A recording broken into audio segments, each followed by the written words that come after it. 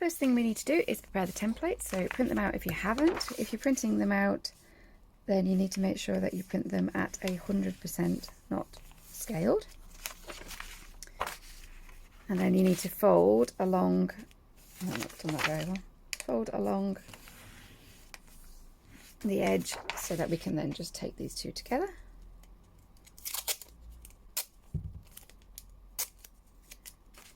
I need to discreetly do this with brown tape. So I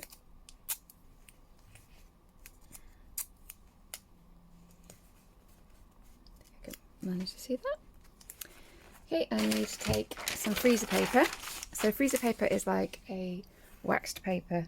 So it's matte on one side and it's shiny on the other because it's got wax on it. So you can use it for freezing food or wrapping sandwiches in, but we're going to use it for this. So we're going to take a pencil and we're going to trace all of these thicker lines. We're going to ignore the thin lines.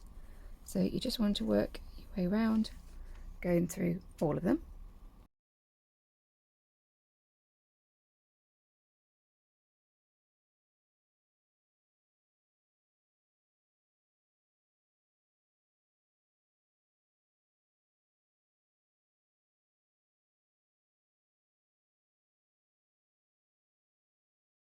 Okay, so I've got all that done now.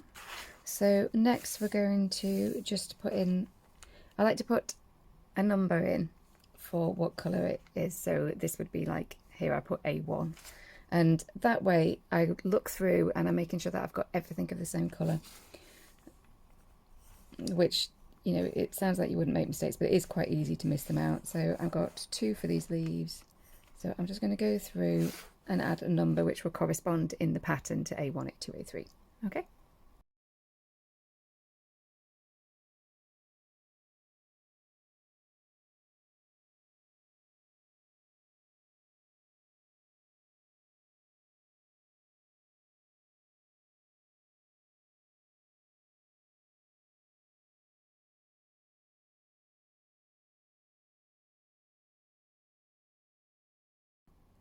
Okay, so I've just gone through all those, so I'll make sure that they correspond. So points to note, I suppose. This here is the same. So this is both A18 here. I don't think it's actually too bad to cut out this one. Nope, I think. So next you want a pair of scissors.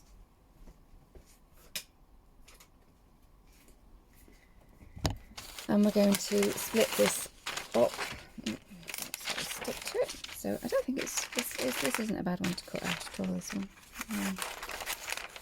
So first off, we're just going to split anything that's kind of easy. So, and we'll just put them all of the same things together. So in this garland, there's quite a lot, which is just one piece is that one. So we'll just split that mascari off there. These 2 tulip leaves. There's that. So I'm just putting these, I'll put them a little bit so you can see them a bit better, but I'm just putting them kind of together. So on this one here, I'm going to separate very carefully the tulip from these leaves because I don't think we need them together. Likewise here, I'm going to just carefully cut this daffodil away from the primrose leaves because they're easy enough just to tuck under later on. Keep the daffodil together so it's got its trumpet. And the primrose flowers, keep those 2 together. Primrose leaves. There's quite a few colours in this one. So 3 of those leaves. See, because sometimes what happens if you don't group them together is you find that later on you've cut 2 of the leaves out in the space that should have been cutting out 3, and then you can't quite manage to cut them out. So I think this one I have missed the number off, but it should be 13. So these are little buds, and there's lots of those. So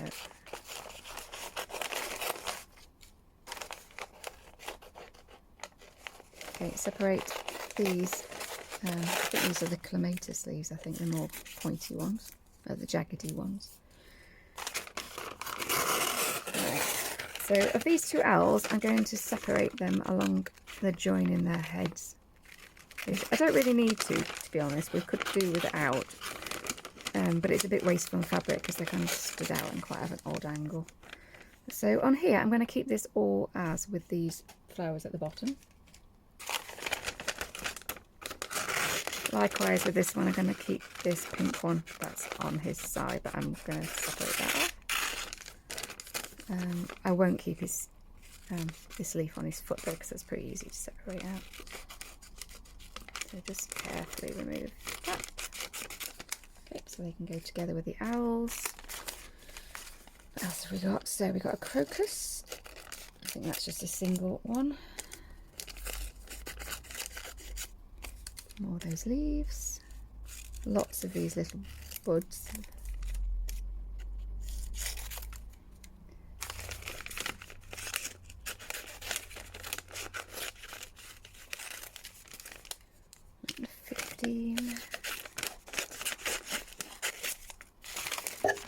That's all of it. Yeah, there's a... Right, so 16, so that can go with that one there. More 13s, so I can go there.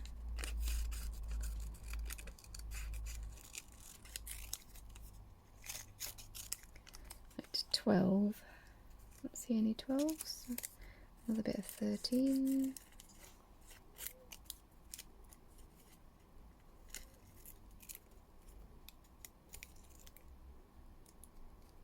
Okay, so I think that's them all. The 13s. So yeah, so we're just going to group them together. I'm not going to particularly cut them out in order of kind of A1, A2, because I'll probably do these owls first, to be honest, because they've got a couple of extra pieces attached. Oh, I missed one out. So here, this leg can be the same colour as this eyebrow area, so we'll cut that. So that's 20.